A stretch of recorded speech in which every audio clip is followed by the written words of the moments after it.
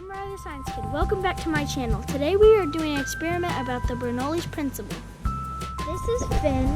He's going to be my assistant for today and from now on. I'm going to explain the Bernoulli's principle. The blow dryer's force goes round the object.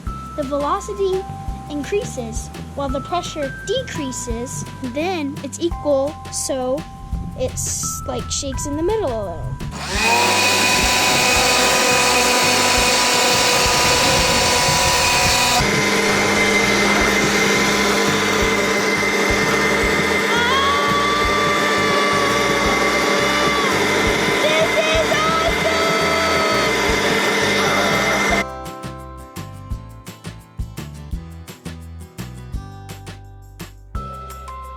Got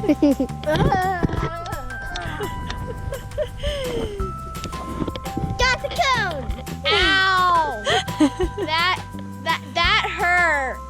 Attack with the toilet paper. See you guys later.